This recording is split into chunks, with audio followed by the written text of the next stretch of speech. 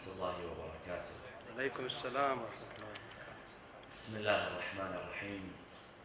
الحمد لله رب العالمين، نحمده ونسبحه ونقدسه على آلائه ونعمائه، ونشهد أن لا إله إلا الله وحده لا شريك له، إلها واحدا أحدا فردا صمدا حيا قيوما، نؤمن له بالربوبية ونقر له بالعبودية، من يهد الله فهو المهتدي ومن يضلل فلن تجد له وليا مرشدا، ونشهد أن سيدنا محمدا عبده ورسوله. اللهم صل على محمد وآل محمد. أرسله بالهدى ودين الحق ليظهره على الدين كله. اللهم صل وسلم وزد وبارك وترحم على محمد وآل محمد، كما صليت وسلمت وباركت وترحمت على إبراهيم وآل إبراهيم في العالمين إنك حميد مجيد. وصل اللهم وسلم على أوصيائه وخلفائه وعترته وأهل بيته. عباد الله، أوصيكم ونفسي بتقوى الله عز وجل. قال الله في كتابه الحكيم: بسم الله الرحمن الرحيم، يا أيها الذين آمنوا اتقوا الله ولتنظر نفس ما قدمت لغد واتقوا الله إن الله خبير بما تعملون. صدق الله العلي العظيم. وصلوا على محمد وآل محمد. اللهم صل على محمد وآل محمد. Growing up in the United States post 9/11, especially growing up at a young age, and I speak from personal experience, it was a time which, for many people, many Muslims and non-Muslims, old and young and from different backgrounds, was very confusing. Things were moving very quickly, and especially for people who were at a young age and growing up into the religion, things were especially confusing because we were at a very volatile stage of understanding our own faith, the way we see it, and the way others perceive it as well. And so, personally, I began to realize throughout a period of many years that perception was very important. Understanding relativity was very important. Understanding language, linguistics, and terminology was very important. Because with terminology and with linguistics, essentially you can shape a person's perception.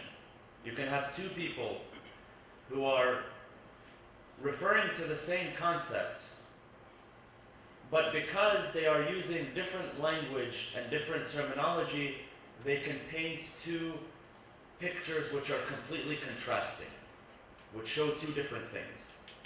And it's very important to keep this in mind, especially when we watch the news, especially when we are on social media, because these things draw our perception. And it's, we may think sometimes that it is only non-Muslims who have a perception problem when it comes to seeing Muslims. That's not the case. Many Muslims themselves also have a perception problem when it comes to people of other faiths and people of other cultures and ideologies, and sometimes even within the same religion. Muslims do not understand each other because of a problem of linguistics and terminology and perception. And so growing up, one of the terms that we used to always hear was Islam and the West, or Islam versus the West. I believe everyone in here has heard this term once or more than once before, has come across it. Islam versus the West, or Islam and the West. And this is very important. This is one of the cases where we have to be very careful with the terminology and the language which is used. Because the term Islam versus the West, when it is used, it's very deliberate. There's a meaning which is trying to be implied behind it. It implies that there are two entities. One entity is named Islam, and the other entity is named the West, And these are two separate entities, and they conflict with one another, and they contradict with one another. This is what is meant when we use the term Islam versus the West. And we have to understand, before solving this problem, before asking, well, is there an Islam and a West and they conflict with one another, is to understand the case of relativity. To understand the case of perception. Because again, when you say the West, what are you talking about? And when you say Islam, what are you talking about? Can you point out Islam on a map and the West on a map and say that they conflict with one another? If you look at the term, for instance, if you look at the term the Middle East, when we talk about the Middle East, now most of the people here, they are born in the Middle East or their parents come from the Middle East. When we say the Middle East, what does the Middle East refer to? The Middle East is a relative term. Who coined this term? If you look at where the countries of the Middle East are today, if you look at, Iran and Iraq and Syria and Lebanon and Saudi Arabia and Jordan and Palestine, those areas, the Gulf, that is Middle East to what? It is Middle East to Britain, Great Britain. And that's where the term was first coined. So people who were in Great Britain refer to that area of the map as the Middle East. And that's because if you look at the global maps today, it's very interesting.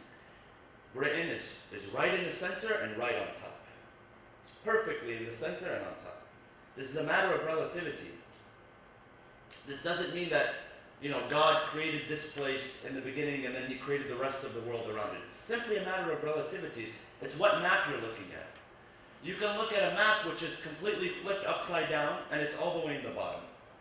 And I was told actually, because today when you look at a map and you see Australia, where's Australia? It's in the bottom right, all the way in the corner. You have to look for it to find it. I was told by an Australian citizen that you can purchase a map in Australia which is flipped upside down. Where Australia becomes to the top, to the left. They want to be on top. It's all a matter of relativity. Where you live, the culture that you're raised in, you're taught, for the most part, that your culture is the best culture. Your country is the best country. Everything happened in your country. Abraham, he came to your country, and Adam descended to your country, and the flood, after the flood, Noah came back to your country. Many people from different countries I've come across, and they actively believe in this. And so it's all a matter of relativity. Well, where is the Middle East? It's a matter of perception. Now, let's take into consideration when we talk about the West, when we're using the terms Islam versus the West. Can we point out the West on a map? What is the West? The West, even the term the West is extremely relative. When we talk about the West, what are we talking about? Basically, when it comes to knowledge and philosophy and sciences, and we talk about Western sciences, we're basically talking about 5 countries. Britain, the United States, Germany, France, and Italy. If it comes from Bulgaria, it's not Western. It's in Europe, but it's not Western. If it comes from Australia, it's not Western. It's got to be from those 5 countries. And we're taught that from a very young age. Right now, for those of you, if you've studied school here, or if you've studied college or university, when you're talking about philosophy, when you're talking about sciences, who do they quote? They quote German philosophers, and Italian philosophers, and French philosophers. Rarely will you hear anything from a Chinese philosopher. A world where there's more than 1 billion people, or an Indian philosopher, or an African philosopher. You'll never hear these names. We're conditioned from a young age to think that sciences and philosophy and knowledge and advancement and so on and so forth comes from a number of countries. And this is what they call the West. And anything which is not a part of that West goes against the West. And that's why they're able to say Islam versus the West. To make it seem that they are 2 separate entities. One called the Western world and one called the Islamic world. Now right now, if I were to bring you a map, can you point out the Islamic world? If you were to bring a map to anyone right now, say, point out the Islamic world. Well, if you point to the Middle East, you won't be entirely accurate, because only a percentage of Muslims live in the Middle East.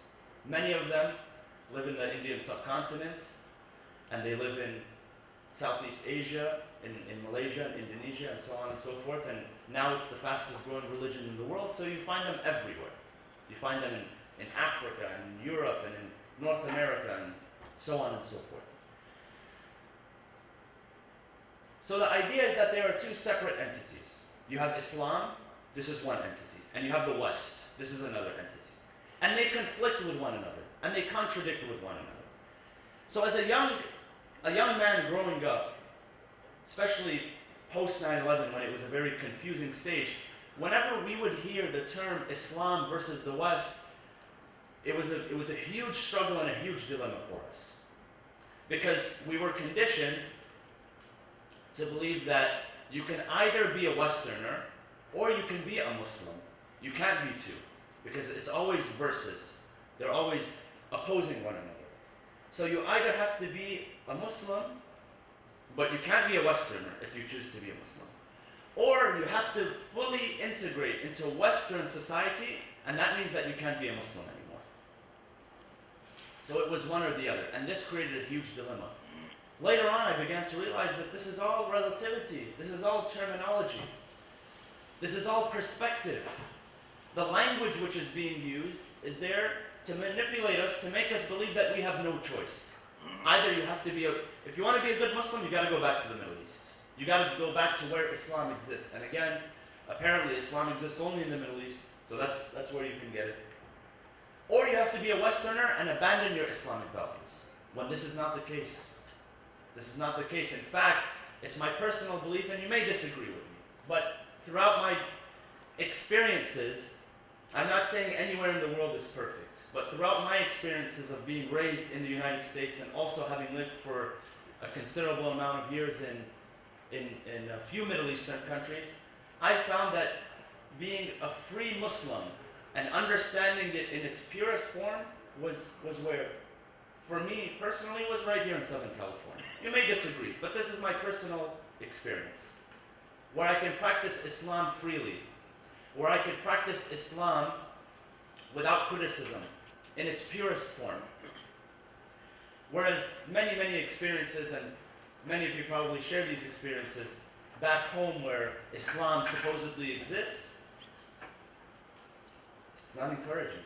And this is why one of the first scholars to travel from the Middle East, one of the first Islamic scholars to travel from the Middle East to Europe,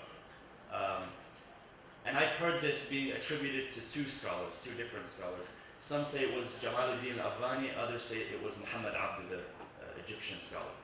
After traveling to Europe, London, and Paris, came back and made a very important observation and said that when I went to non-Muslim lands, the lands of the kuffar, the misbelievers, I found people who were non-Muslims, but they were acting as Muslims should act, and the way that Muslims should act.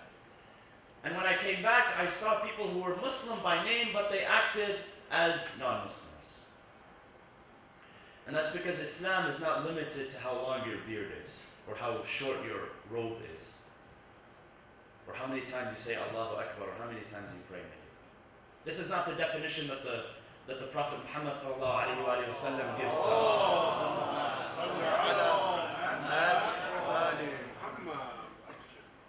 The Prophet Muhammad says, Al-Muslimu man salim al-nasu min lisanihi wa yadih. Al-Muslim is he whom other people are safe from him. They are safe from his actions, and they are safe from his tongue, meaning from his speech. This is a true Muslim. A person who practices this deserves to call themselves a Muslim. But a Muslim who does not, who is by name, but other people are afraid of him, always afraid that he might steal from them, or he might speak behind their backs. By definition, this person is not a Muslim. And so this is why you see this disparity. Now, let's go back and assume, for argument's sake, let us assume that there truly are two separate entities. One is called Islam, and one is called the West. And they are conflicting, or they are contradictory. What does that mean? Meaning that each one has their own set of values, set of beliefs and ideas, and these ideas contradict. Let's just assume. It doesn't exist, but let's assume that this does exist. to write on a board right now, Islam, West, and list out the values, would these values go against one another? Would they contradict and conflict with one another?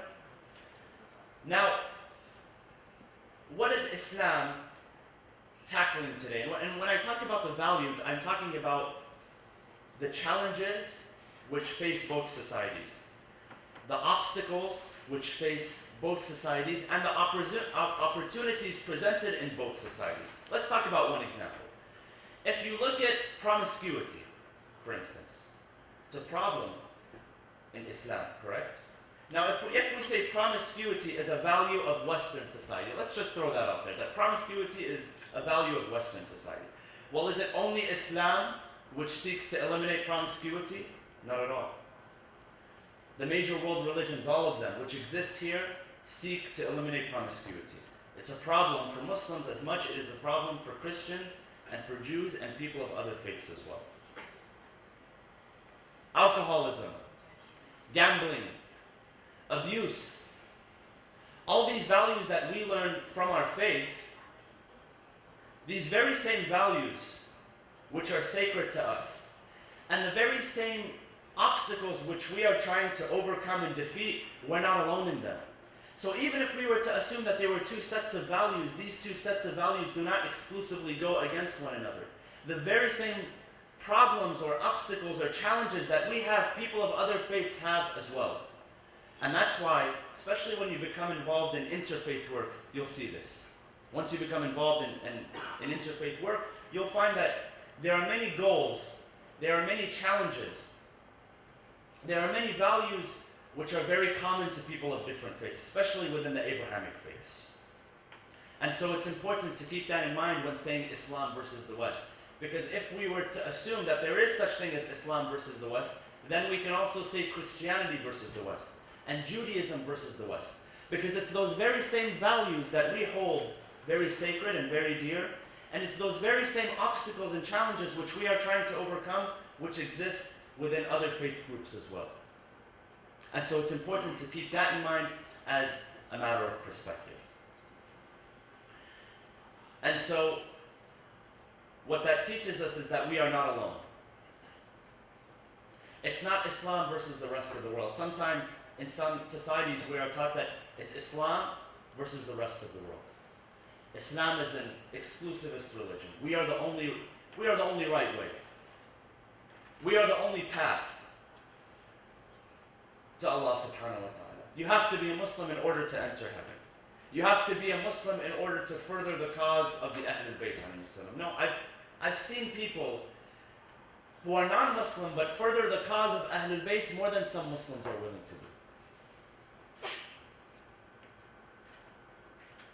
And so we are not alone. Basically what I'm trying to say is that we are not alone in our struggles. We are not alone in our challenges and obstacles. We are not alone in our values that we hold very dearly. And so it's important to understand this approach and take it into perspective. Now, the society that we live in is a society which, for the most part, and again, this isn't something which is a challenge only to Muslims but to non-Muslims as well, is a society which promotes the idea of the individual first and society second. I spoke about this a little bit last night, and I want to revisit it today as well, just for a few minutes. And so, one of the things that people are indoctrinated with at a very young age here, especially with the use of social media, and social media perpetuates this idea of the individual over society, is the fact that you got to take care of yourself. You got to love yourself. You got to be absorbed in yourself before you can care for others. And this mentality causes a lot of problems. When we're indoctrinated with this at a very young age, we're taught to be selfish, we're taught to love ourselves, and we are taught to become morally rebellious. And it's important to understand that, in Islam you're allowed to ask why. There's nothing that you cannot ask why for. You are allowed to ask why. However, remember that Islam is also not a culture of moral rebellion. When you ask why, you also have to have a reason why you're asking why. And you have to understand that for yourself. And you don't just ask why just for the sake of it. So we're not simply a society of moral rebellion. And this is why Allah subhanahu wa ta'ala, when He addresses the believers in the Quran, He says to the Prophet, Ya Rasulullah, He says, Bismillah ar-Rahman ar-Rahim, فَلَا وَرَبِّكَ لَا يُؤْمِنُونَ حَتَّى يُحَكِّمُوكَ فِي مَا شَجَرَ بَيْنَهُمْ ثُمَّ لَا يَجِدُوا فِي أَنفُسِهِمْ حَرَجًا مِمَّا قَضَيْتَ وَيُسَلِّمُوا تَسْلِيمًا. That, O Rasulullah, their iman will not be complete. He talks about the Muslims. Their iman will not be complete. He doesn't say their iman will not be complete if they ask why. You're allowed to ask why. However, they come to you and they ask you and they refer to you. And then when you present them, this is what Allah is saying, when you present them with a verdict and when you present them with a clear judgment, they accept. They do not rebel against your order. وَيُسَلِّمُوا تَسْلِيمًا. That they have full submission. They have full acceptance of your words. They find no hardship in their heart. They find nothing in their heart which will prevent them from accepting your verdict. So it's allowed. So we're allowed to ask why. And this, this individualistic society that we're in indoctrinates us and teaches us to ask why and become rebellious. It's okay to ask why, but we should not indoctrinate ourselves with the concept of moral rebelliousness. There are some things which, simply as human beings, we are limited and we cannot grasp. We ask Allah subhanahu wa ta'ala to allow us to open our hearts and our minds and our perceptions. We ask Allah subhanahu wa ta'ala to give us the tools and the ability to become true Muslims who completely submit to the will of Allah subhanahu wa ta'ala. Bismillah ar-Rahman ar-Rahim. وَالْعَصْرِ إِنَّ الْإِنسَانَ لَفِي خُسْرٍ إِلَّا الَّذِينَ آمَنُوا وَعَمِلُوا الصَّالِحَاتِ وَتَوَاصَوْا بِالْحَقِّ وَتَوَاصَوْا بِالصَّبْرِ. صلوا على محمد وآل محمد. اللهم صل على محمد وآل محمد. اللهم صل على محمد وآل محمد. اللهم صل على محمد وآل محمد. بسم الله الرحمن الرحيم. الحمد لله رب العالمين. نحمده ونسبحه ونقدسه على آلائه ونعمائه. ونشهد أن لا إله إلا الله وحده لا شريك له. ونشهد أن سيدنا محمدا عبده ورسوله أرسله بالهدى ودين الحق ليظهره على الدين كله. اللهم صل وسلم وزد وبارك وترحم على محمد وآل محمد كما صليت وسلمت وباركت وترحمت على إبراهيم وآل إبراهيم في العالمين. وصل اللهم وسلم على أوصيائه وخلفائه وعترته وأهل بيته علي أمير المؤمنين وقائد الغر المحجلين وعلى البضعة الطاهرة فاطمة الزهراء سيدة نساء العالمين وعلى سبط نبي الرحمة وسيد شباب أهل الجنة الحسن والحسين وعلى علي بن الحسين ومحمد بن علي وجعفر بن محمد وموسى بن جعفر وعلي بن موسى ومحمد بن علي وعلي بن محمد والحسن بن علي والخلف الهادي المهدي عجل الله تعالى فرجه وسهل مخرجه وجعلنا من أنصاره وأعوانه. عباد الله أوصيكم ونفسي بتقوى الله عز وجل. Brothers and sisters, today in the world we're facing a very big problem. And this problem is not exclusive. It might be in the news that we see it in Europe today, but this is a problem which has existed from the beginning of time, and it affects us everywhere, as Muslims, as Americans, but most importantly as human beings. And this is the problem of immigration and refugees. Now, before we speak about what's going on in Europe, we talk first about the Muslim countries. The Muslim countries today, for those of you who have traveled extensively throughout them, will find that there is truly a problem when it comes to the treatment of refugees and immigrants. People who travel to other countries for fear of persecution, or they are running away from war or famine, or simply people who travel to another country for the sake of having a better opportunity for themselves and for their children. In many countries today, migrants, immigrants, and refugees are not treated as second and third class citizens. They are treated as fourth and fifth class citizens. They are treated in the same way that animals are treated. And I have seen this with my own two eyes, and I'm speaking of experience, out of experience. So, if anywhere needs to be remedied what we see on the news today, it is the Muslim countries first that need to be remedied. We look here in the United States, one of the hottest topics right now for the presidential race next year is what? Immigration. The treatment of immigrants coming from different countries, especially the case of our southern border. And it's really sad to see the reaction and what some politicians propose that is done in order to eliminate this problem, this so-called problem which exists.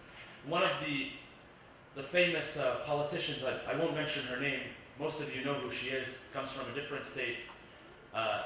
She gave an example which I was reading about yesterday, and really when I saw this example, I didn't know whether to laugh or cry for the fact that these people are the front runners in the election and people who are always quoted by the media. And she gave a very ridiculous example. She said that we need to build a wall. Do you know why we need to build a wall? She said, look at the Great Wall of China, imagine.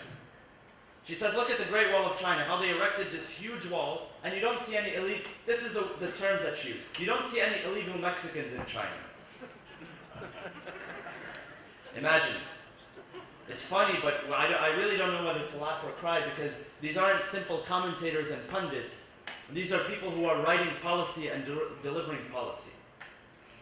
And so this isn't a problem which we only see today happening in Europe and Turkey and Greece and Italy and so on and so forth. Wherever we live, in our countries back home and in this country which we call home, it is a problem which is prevalent. Now what does the Quran say about this? What does Quran say about immigration? What does Quran say about amnesty? What does Quran say about providing people with refuge? You know the Quran, when it speaks about refuge, it says that even if you were, to the Prophet, it says even if you were to fight the mushrikeen, even if you were to fight the polytheists, even if you were to fight the misbelievers, and one of them seeks refuge in you, gives up and seeks refuge, provide him with refuge. Do not hurt him, do not kill him. And then once you have given him refuge, and once you have admonished that person, release him. Allow him to go back home. In another verse, and I spoke about this yesterday in Surah Al-Hashr, chapter number 59, Allah subhanahu wa ta'ala describes the believers, the ones who migrated from Mecca to Medina. And then those very same people who, when they were immigrants, they received them in Medina as well. What does Allah subhanahu wa ta'ala say about those people? وَالَّذِينَ تَبَوَّأُوا الدَّارَ وَالْإِيمَانَ. This is in Surah Al-Hashr, chapter number 59, verse number 8, I believe, 8 or 9, verse number 9. وَالَّذِينَ تَبَوَّأُوا الدَّارَ وَالْإِيمَانَ مِنْ قَبْلِهِمْ يُحِبُّونَ مَنْ هَاجَرَ إِلَيْهِمْ.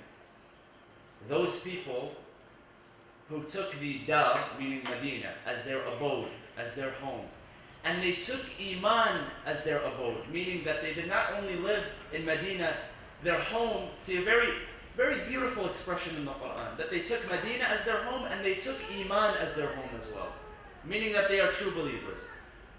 يُحِبُّونَ مَنْ هَاجَرَ إِلَيْهِمْ. They love those who do hijrah to them. وَلَا يَجِدُونَ فِي صُدُورِهِمْ حَاجَةً مِمَّا أُوتُوا وَيُؤْثِرُونَ عَلَى أَنفُسِهِمْ وَلَوْ كَانَ بِهِمْ خَصَاصَةٌ. That they find nothing in their hearts.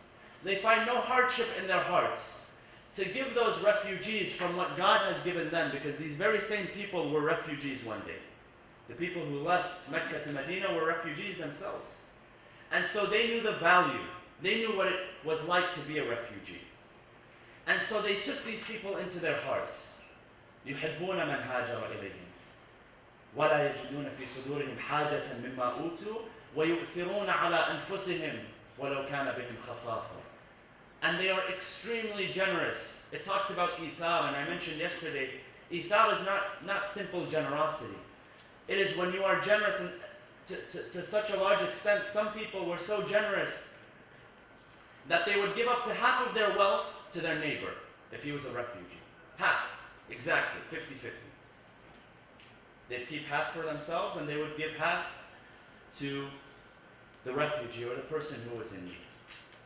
It is said that among them were people who, if he was traveling on a horse or on a camel or whatever, and if he saw people coming within his land, he would disembark his camel and he would slaughter it in order to feed the guests. And he would not have any, he would get rid of his transportation in order to feed his guests. And so this is what Islam taught. These were the true values. This is what Islam says about receiving immigrants, receiving people who need you. And now look at what is happening today. We spoke about here in the United States. And the problem of second-class citizens within the Middle East. But now look at what is happening in Europe. Some of you have seen the images of the migrants who are refugees who are looking for a better life. And how many of them die on the way? How many of them are killed on the way? Their boats capsize and they are found washed ashore. You've seen these images. What hurts more is not that these people are simply dying because they are refugees looking for a better life. And I mentioned this yesterday as well. What hurts even more, what adds insult to injury, is the fact that the very same countries who are supporting terrorism through finance and through ideology, who are pushing these people away from their homes, these very same countries, how many of these refugees are welcome in their countries? Zero. Absolutely zero. Today I was just reading the numbers of the countries. There are countries in the Middle East which have accepted, just as an example, and this is only one example, Syrian refugees, because this is one of the biggest problems right now. There are refugees from other countries, but this is just one example. In Lebanon, there are about 1.2 million. In Jordan, there are about over 600,000. In Turkey, there are about 1.8 million. But then you go in Egypt, a little over 100,000. And then you go to other countries.